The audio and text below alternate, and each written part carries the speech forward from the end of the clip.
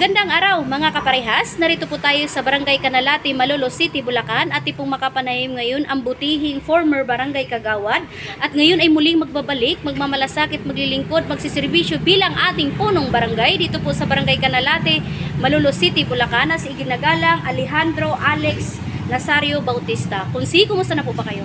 Mabuti naman po, maganda pong umaga sa inyo. Ako po si Alex Bautista ng Canalate. Humingi po ako ng tulong sa inyo para sa pagbabago ng ating barangay. Isulong po natin ang pagbabago para sa ating mga mahal na taga Canalate. Kasama ko po ang SK ko, si Jun Santos, at aking po tatlong kagawad na si Manuel Kalumpag, si Gani Corteco, at si Jerry Santos. Sana po kami ay pagbigyan ninyo at maiba naman, Bautista naman para sa ating pagbabago. Okay. Kung karagdagang katanungan po, ano po ang ating magandang layunin sa pagbalik muli na magsiservisyo bilang ating punong barangay sa Barangay Canalate? Sa kabataan po, ang aking plataforma ay gusto ko lang po magkaroon ng disiplina para po sa atin, at alam naman po natin ang kabataan ang isa sa atin sa pagulad sa atin sa ating nasakupan, at sa katandaan naman po sana po yung simpleng kahilingan nila at ng mga kailangan nila ay maibigay natin, at sa mga tatay ay kailangan po nating isusog ang ating kailangan pangkabuhayan para sa ating pamilya. Ganun din po sa mga ina sa ilaw ng tahanan para sa ating mga bata na alagaan nila at tignan at madisiplina para po sa ikabubuti ng aming barangay. Okay. So kung sakali daw po kayo palarin kunsi, ano po ang number 1 nyo pong priority na dapat unahin sa Barangay Canalate? Ang unang-una po, magkaroon tayo ng disiplina sa basura, disiplina sa bata, pangangailangan ng katandaan.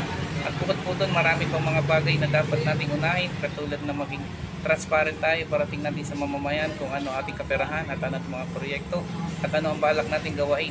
Unang-una po, ang gusto ko po ay magkaroon ng nais na lupa, magkaroon ng sariling lupa ang Barrio Canalate upang tayo na sama-sama natin na barangay hall, daycare, andun po senior citizen, opisina ng solo parents, at sa PWD magkaroon ng puwang na table man lang, at bukod po doon sariling palaruan ng kabataan na kagigisnan po ng ating maliliit na kabataan. Wow! So mensahe na lang po kunsi sa ating mga minamahal na kabarangay po. Pagkaisa po tayo, sama-sama po tayo sa pagbabago para sa kaunlaran ng Canalate. Sana po matulungan nyo kami sa maiba Bautista naman para po sa ating mahal na Barrio Canalate. Maraming salamat po. Okay.